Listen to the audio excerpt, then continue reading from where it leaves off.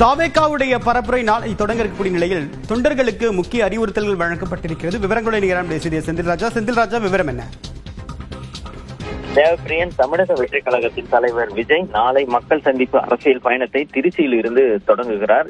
இதற்காக தான் சற்று முன்பு ஒரு அறிக்கை வெளியிட்டு தன்னுடைய அந்த பயணம் தொடங்குகிறது உள்ளிட்ட பல்வேறு விஷயங்கள் கூறியிருந்தார். குறிப்பாக கட்டுப்பாடுகள் விதிக்கப்பட்டிருப்பது குறித்து தன்னுடைய அறிக்கை வாயிலாக பேசியிருந்தார்.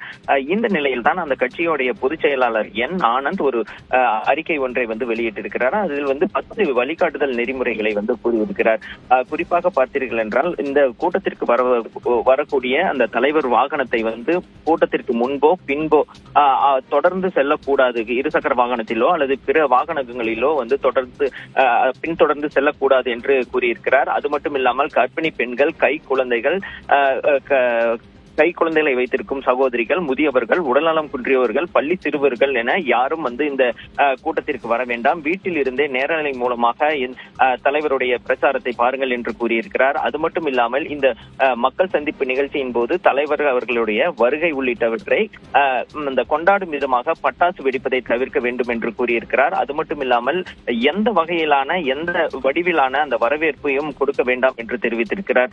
அது மட்டும் இல்லாமல் வாகனங்கள் நிறுத்தும் பொழுது பிறருக்கு எந்த ஒரு இடையூறும் இல்லாமல் நிறுத்த வேண்டும். போக்குவரத்திற்கும் பொதுமக்களுக்கும் இடையூறாக கண்டிப்பாக வாகனங்களை நிறுத்தக்கூடாது என்று தெரிவித்திருக்கிறார்.